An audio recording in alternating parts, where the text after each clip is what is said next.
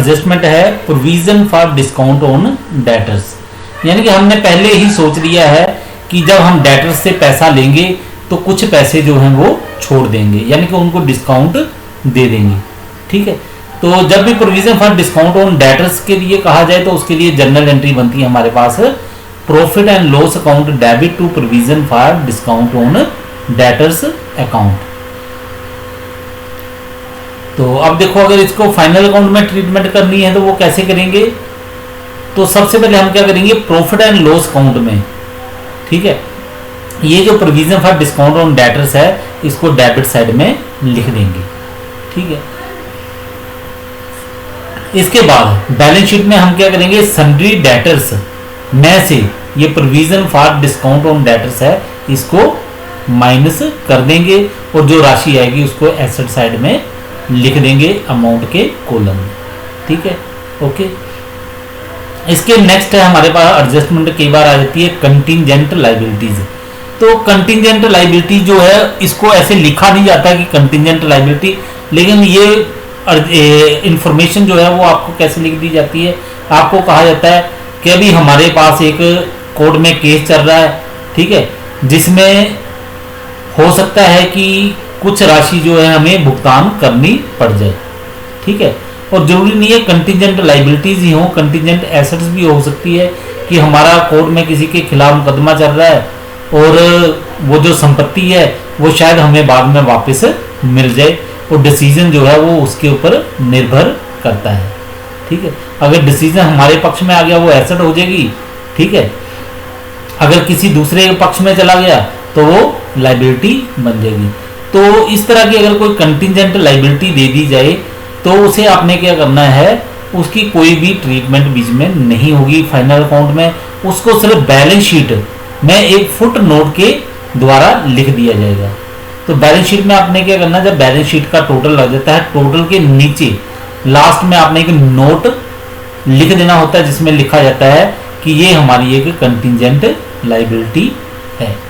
ठीक है, तो ये उतनी ज़्यादा इंपॉर्टेंट नहीं है। ठीक है, तो नेक्स्ट है हमारे पास provision for discount on creditors. तो ये प्रोविजन क्या है, ये बिल्कुल उसके उलट है जो आपने पहले की थी provision for discount on debtors. अब ये क्या है, ये क्रेडिटर्स के ऊपर है। इसमें क्या है, हमें लगता है कि हम जब पैसे का भुगतान करेंगे क्रेडिटर्स को तो क्रेडिटर्स क्या करेंगे, हमें कुछ छूट दे देंगे। ठीक है, कुछ राशि हमसे कम लेंगे, तो उसी को हम कहते हैं provision for discount on creditors. ठीक है, तो इसे देखो, अगर जर्नल एंट्री करनी है तो जर्नल एंट्री कैसे करेंगे, जर्नल एंट्री इसकी आएगी provision for discount on creditors account debit to profit and loss account.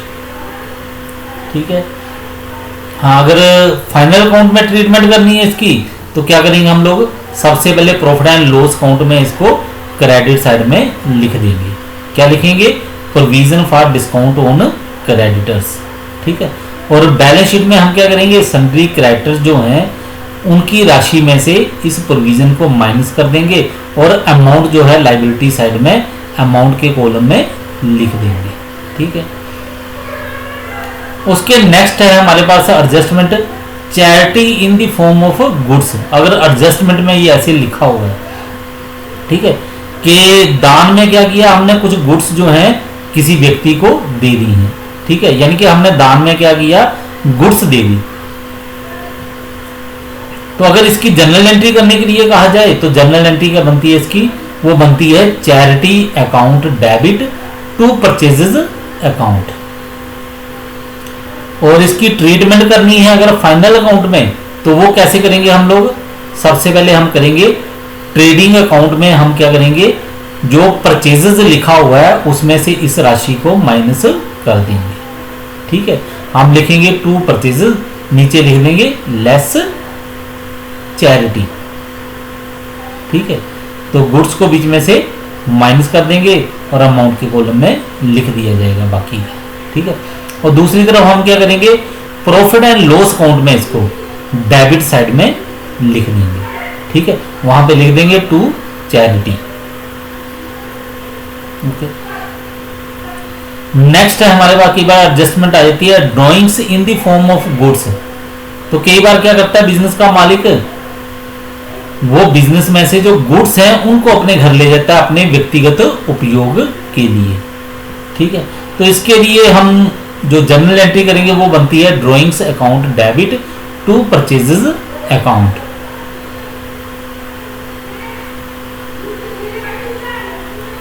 तो अब अगर ट्रीटमेंट करने के लिए कहा जाए तो ट्रीटमेंट इसकी कैसे की जाएगी, हम इसे क्या करेंगे, ट्रेडिंग अकाउंट में परचेजेस जो लिखा हुआ है उसमें से इस ड्रॉइंग्स को माइनस कर देंगे। ठीक है, क्योंकि गुड्स निकाली है ना, तो गुड्स कहाँ से जाएंगी, वो परचेजेस की है वहीं से माइनस होंगी। और बैलेंस शीट में हम क्या करेंगे, जो हमारे पास कैपिटल होगी लाइबिलिटी साइड में लिखी होगी वहां पे हम क्या करेंगे, इस ड्रॉइंग्स को माइनस कर देंगे। ठीक है, नेक्स्ट कई बार हमारे पास आ जाता है loss of goods by accident. ये वाली एडजस्टमेंट भी दी जाती है कि एक्सीडेंट हो गया, उसके कारण गुड्स जो है वो लॉस हो गई, गुड्स का नुकसान हो गया। ठीक है, गुड्स कहीं खो गई, चोरी हो गई, ठीक है, आग लग गई, ऐसे कुछ भी हो गया एक्सीडेंट से। ठीक है, तो उसको हम बोलेंगे loss of goods by accident. तो इसके लिए अगर जर्नल एंट्री करने के लिए कहा जाए तो जर्नल एंट्री क्या बनती है, जर्नल एंट्री बनती है loss by accident account debit to purchases account.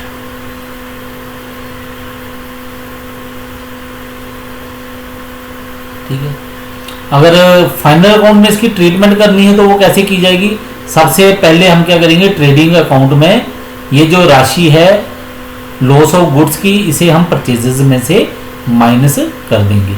उसके बाद हम क्या करेंगे, प्रॉफिट एंड लॉस अकाउंट में इसको डेबिट साइड में लिख देंगे to loss of goods by accident. ठीक है, हाँ, तो कई बार ऐसे होता है कि loss of goods by accident भी है और इंश्योरेंस क्लेम भी हमें प्राप्त हो गया है। तो इस स्थिति में हम क्या करेंगे, जर्नल एंट्री करने के लिए कहा जाएगा तो दो एंट्रियां बनेगी, loss by accident account debit to purchases account. ये वही एंट्री है जो आपने पहले की थी लॉस वाली। ठीक है, अब क्या होगा कि इंश्योरेंस कंपनी जो है हमें पैसे दे देती है, क्लेम को एडमिट कर लेती है, तो उसके लिए जर्नल एंट्री क्या बनेगी, वो बनेगी इंश्योरेंस कंपनी अकाउंट डेबिट। तो यहां लिखा हुआ है क्लेम एडमिटेड, तो इसका मतलब क्या है, इसका मतलब है कि हमने वो वाली राशि लिखनी है जो कि बीमा कंपनी देने के लिए तैयार है। तो मान लो कि हमें नुकसान हुआ है 8,000 रुपये का, ठीक है, लेकिन इंश्योरेंस कंपनी कह रही है कि आपको हम 5,000 रुपया देंगे, तो इसका मतलब है क्लेम एडमिटेड हो गया 5,000 रुपये, तो वो यहाँ पे हम लोग लिख देंगे। ठीक है, उसके नेक्स्ट आएगा profit and loss account debit. यहाँ पे लिखा है क्लेम नॉट एडमिटेड, यानी कि ये वो वाली राशि होगी जो बीमा कंपनी नहीं देगी हमें नुकसान की। ठीक है, जैसे अभी मैं एग्जांपल बोल रहा था कि 8,000 रुपये का नुकसान हो गया, कंपनी ने 5,000 रुपये देने के लिए कह दिया, तो कंपनी का 5,000 रुपया तो ऊपर हमने लिख दिया, बाकी 3,000 रुपया जो नहीं देगी कंपनी उसको हम यहाँ पे लिख देंगे profit and loss account debit 3,000 रुपये। ठीक है, टू लॉस बाय एक्सीडेंट, यहाँ पे क्या लिखेंगे, जितनी लॉस हुई है सारी की सारी राशि लिख देंगे, यानी कि यहाँ पे हम लिखेंगे पूरे का पूरा 8,000 रुपया। ठीक है, अब ट्रीटमेंट कैसे करेंगे, तो देखो सबसे पहले हम क्या करेंगे, ट्रेडिंग अकाउंट में हम क्या करेंगे, जितना भी नुकसान हुआ, जैसे ऊपर बोल रहा था मैं कि 8,000 रुपये का माल लिया हमने, तो 8,000 रुपया आपने क्या करना है, परचेजेस में से माइनस कर देना। ठीक है, और दूसरा प्रॉफिट एंड लॉस अकाउंट में आप क्या करोगे, वो वाली राशि, ठीक है, जो कि बीमा कंपनी नहीं दे रही है, बीमा कंपनी ने देने से मना कर दिया नुकसान का, उसे हम क्या करेंगे, यहाँ पे लिख देंगे। ठीक है, प्रॉफिट एंड लॉस अकाउंट के डेबिट साइड में। तो यहाँ पे कितने बोल रहा था मैं, 3,000 रुपया कंपनी नहीं दे रही है, तो यहाँ पे आ जाएगा 3,000 रुपया। और बैलेंस शीट में हम क्या करेंगे, right the amount of claim admitted on asset side, तो बीमा कंपनी जो पैसे दे रही है वो सारे के सारे हम लोग एसेट साइड में लिख देंगे। वहां पे क्या लिखेंगे, इंश्योरेंस